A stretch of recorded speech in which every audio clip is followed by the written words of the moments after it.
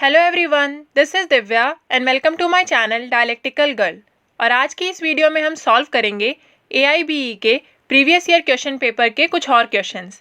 हमने अपनी previous video में भी AIBE का प्रीवियस ईयर का क्वेश्चन पेपर सॉल्व किया था और साथ ही में हमने AIBE 18 की इम्पॉर्टेंट डेट्स और सिलेबस को भी डिस्कस किया था। क्वेश्चन पेपर सॉल्व करने से हमें एग्ज़ाम पैटर्न का एक आइडिया मिल जाता है और साथ ही में हमारी प्रिपरेशन में भी काफ़ी ज़्यादा हेल्प हो जाती है। तो अगर आप किसी भी एग्ज़ाम के लिए प्रिपेयर कर रहे हो तो उसके previous year question paper solve करना बहुत ज़्यादा इंपॉर्टेंट हो जाता है। मैंने और भी कई इंपॉर्टेंट टॉपिक्स पर वीडियोस बनाई हुई हैं।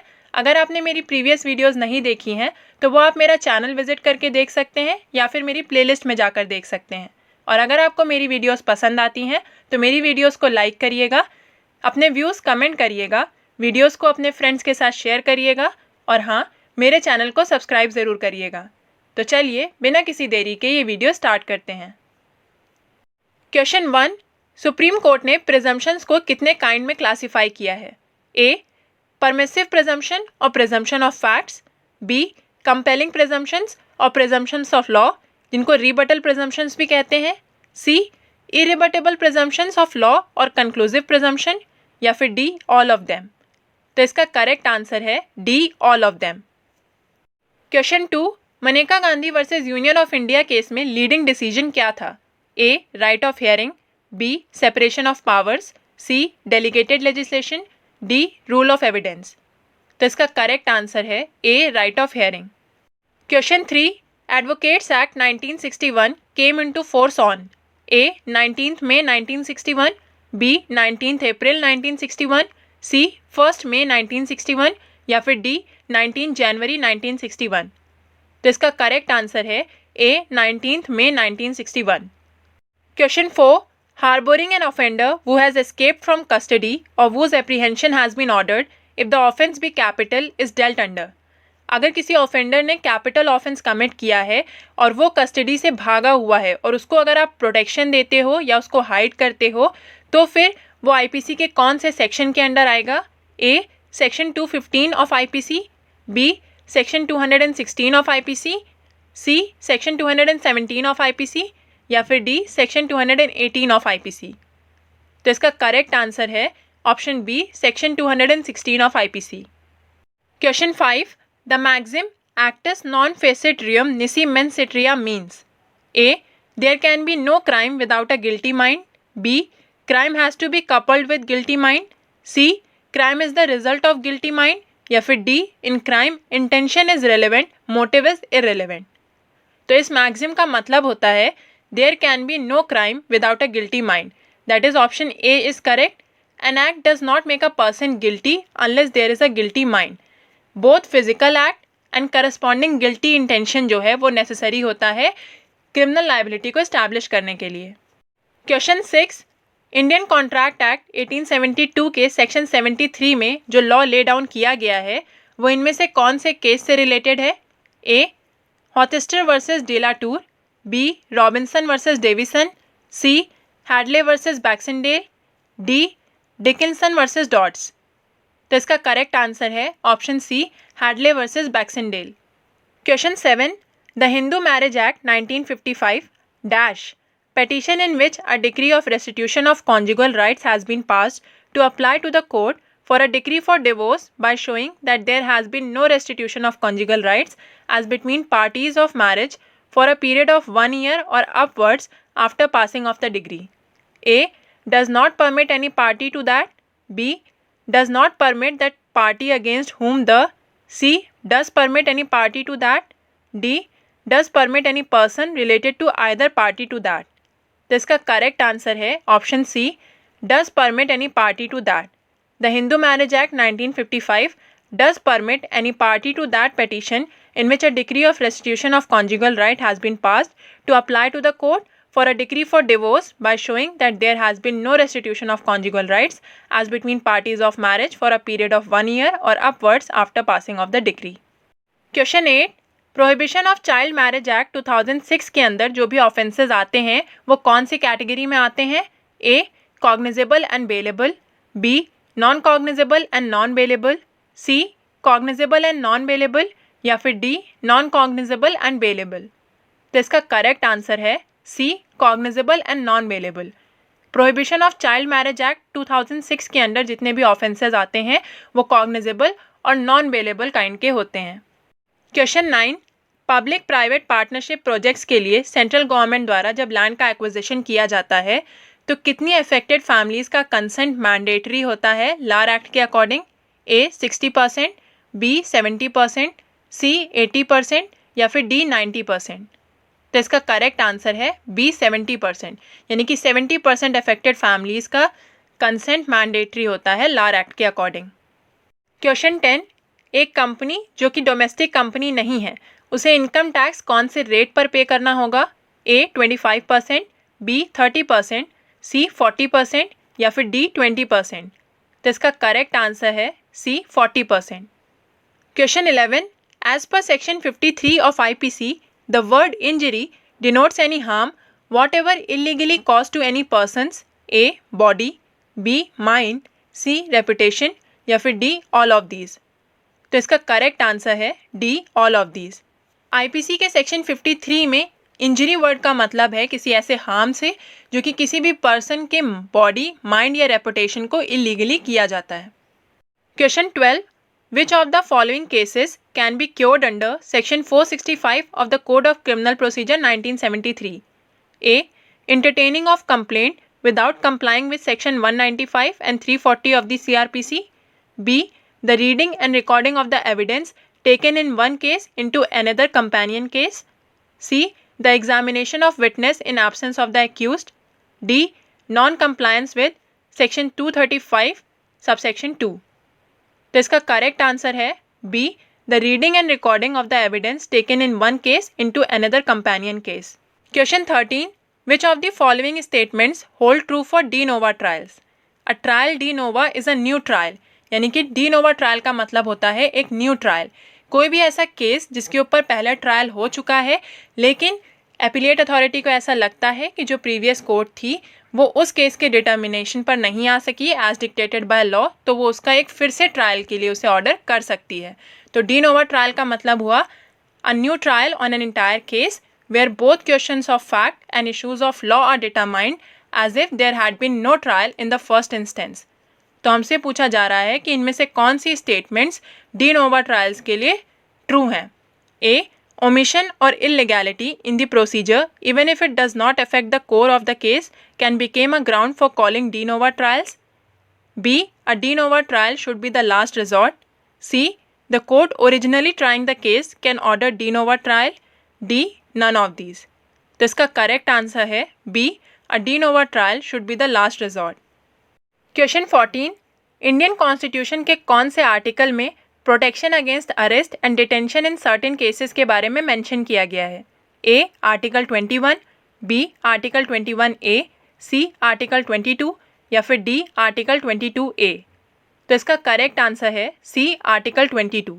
Article 22 deals with protection against arrest and detention in certain cases and ये both citizens and non citizens पर एप्लीकेबल है and the idea behind this right is to prevent arbitrary arrest and detention. Question 15, Article 300A of Indian Constitution, that is right to property, has been inserted in the Constitution by A. 44th Amendment Act, B. 42nd Amendment Act, C.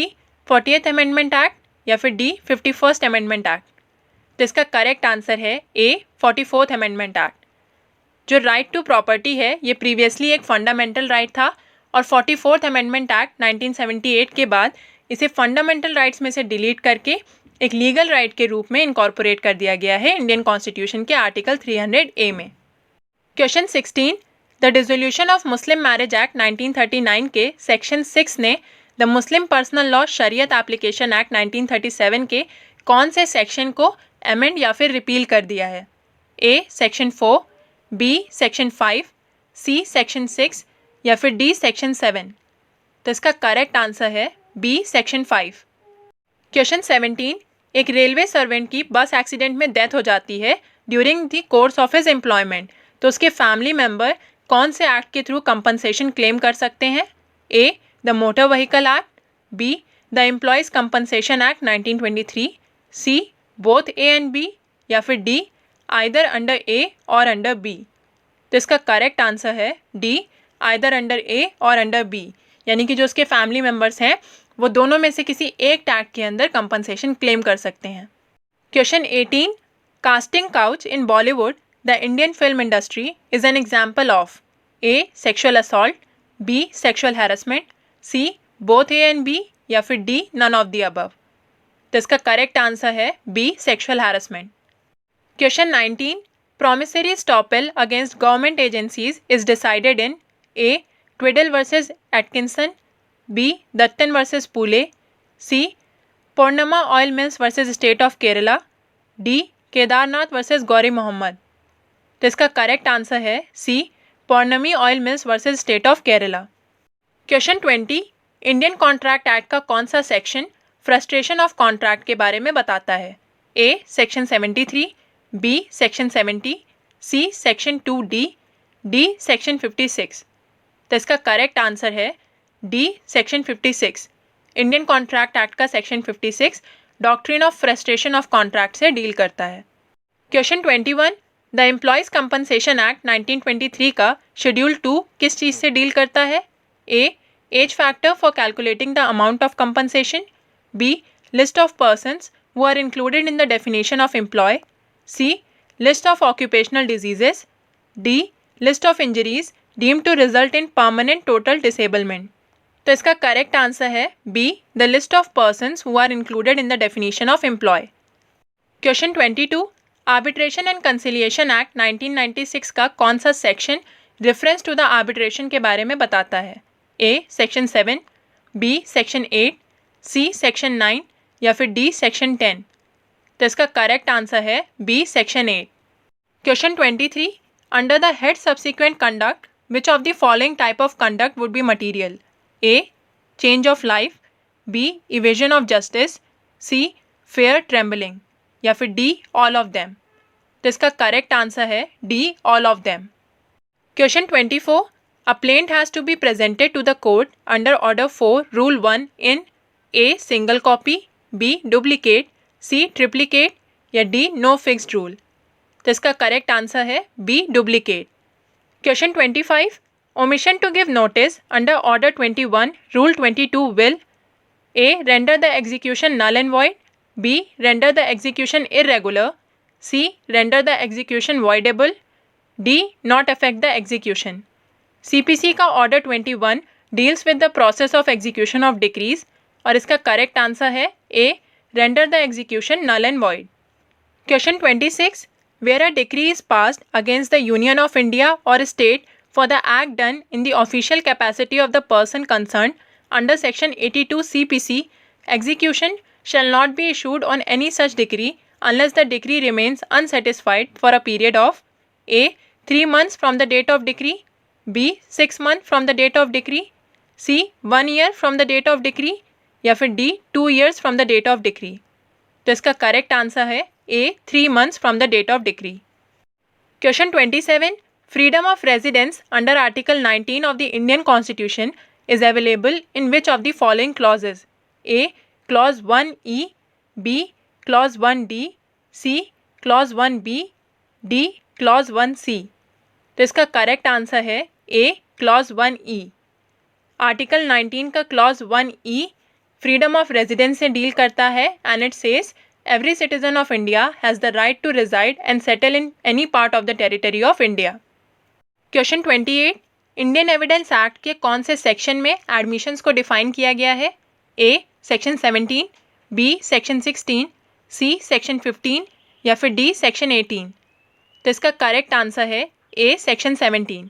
Question 29, in which of the following cases the supreme court has held that the investigating officer should be allowed to refer to the records of investigation? A. State of Karnataka versus Yarappa Reddy, B. Muhammad Khalid versus State of West Bengal, C. Babu Ram versus State of UP, D. State of Rajasthan versus Om Prakash। तो इसका correct answer है A. State of Karnataka versus Yarappa Reddy।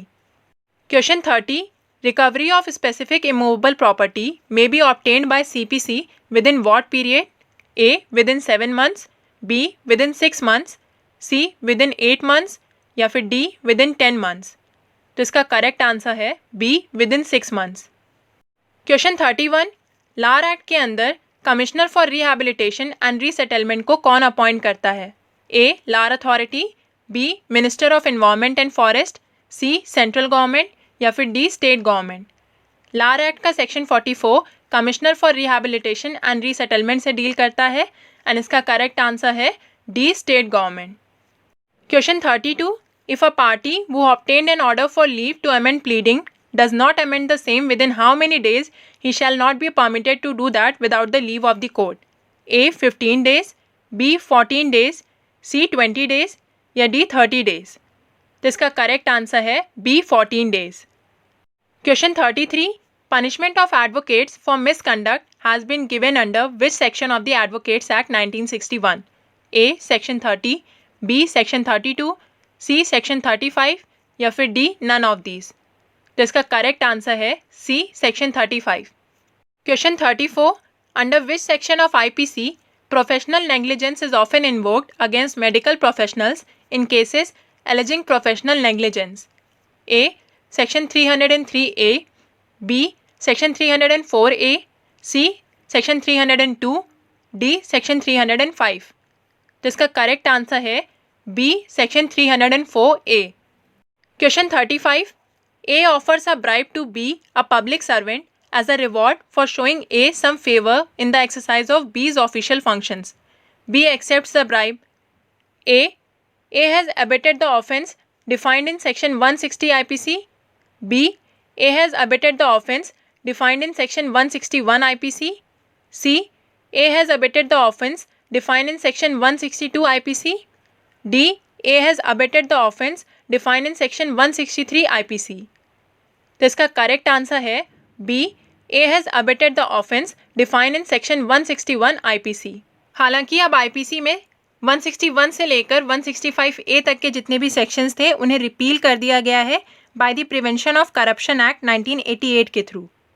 Question 36, when perpetual injunction may be granted? A, where the defendant is trustee of the property for the plaintiff. B, where there is no standard for ascertaining the actual damage. C, compensation in money would not afford adequate relief. D, all of the above। तो इसका correct answer है D, all of the above।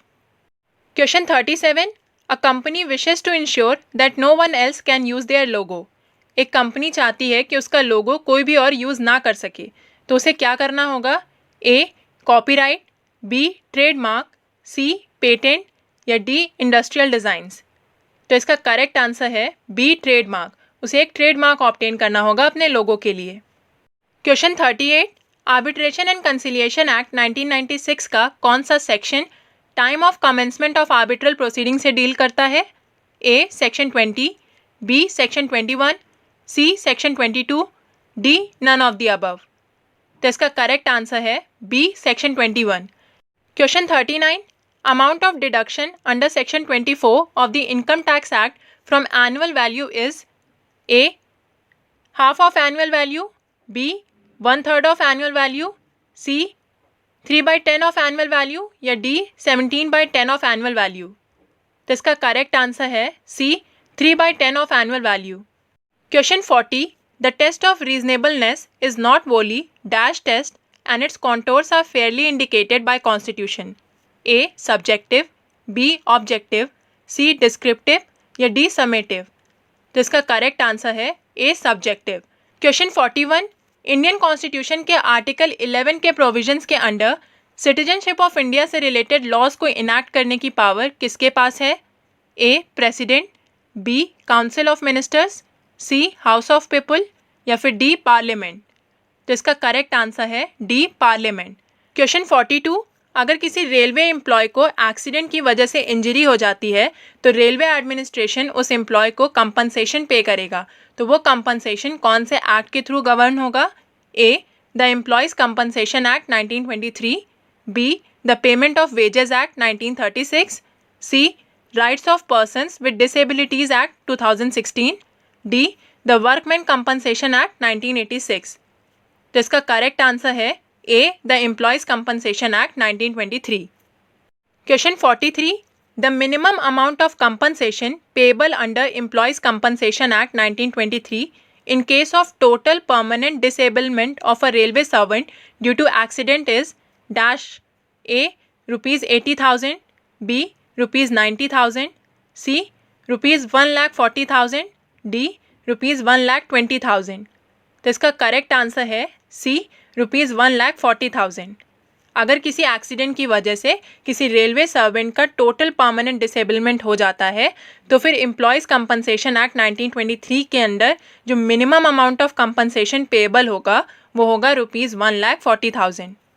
Question 44, the bond under section 109 CRPC as security for good behaviour from suspected person can be executed for a period not exceeding A. 6 months, B. 2 years, C. 1 year, D. 3 months। तो इसका correct answer है C. 1 year। Question 45, the maximum limit of ₹500 that could be paid to the wife as maintenance under section 125 of the CRPC 1973 was removed in A. 1973, B. 1989, C. 2001, D. 2007। तो इसका correct answer है C. 2001। Question 46, the term विपो stands for WIPO। A. World investment policy organisation, B. World intellectual property organisation, C. Wildlife investigation and policing organisation, D. World institute for prevention of organised crime. तो इसका correct answer है B. World intellectual property organisation. Question 47, provisions of section 10 of CPC are A. directory, B. mandatory, C. non-mandatory, D. discretionary। तो इसका correct answer है A. directory। Question 48, constructive res judicata is contained in which of the following? A. explanation 3 to section 11, B. explanation 4 to section 11, C. explanation 6 to section 11, D. explanation 8 to section 11। तो इसका correct answer है B. Explanation 4 to section 11। Question 49, the famous pronouncement of Delhi high court regarding constitutional validity of section 377 Indian penal code reversed by supreme court in A. NALSA versus union of India, B. Naz foundation versus government of NCT of Delhi, C. Shabnam Hashmi versus union of India, D. Suresh Kaushal versus Naz foundation. तो इसका correct answer है D. Suresh Kaushal versus Naz foundation. Question 50, under criminal procedure code 1973 who shell record the information of rape being given by a rape victim? A. Officer in charge of the police station, B. Deputy superintendent of police, C. Officer not below the rank of sub inspector, D. Women police officer और any women officer. तो इसका correct answer है D. Women police officer और any women officer. So that's all for today. I hope आपको आज की इस video के सारे पॉइंट्स अच्छे से समझ आए होंगे और क्लियर हुए होंगे। अगर आपको कोई भी क्वेरी है तो वो आप मुझे कमेंट सेक्शन में पूछ सकते हैं और अपने नेक्स्ट वीडियो में हम इसी क्वेश्चन पेपर के 50 मोर क्वेश्चंस को सॉल्व करेंगे। अगर आपको ये वीडियो पसंद आई है तो do like this video, share this video with your friends and yes, don't forget to subscribe to dialectical girl for more such educational content. Thank you for watching.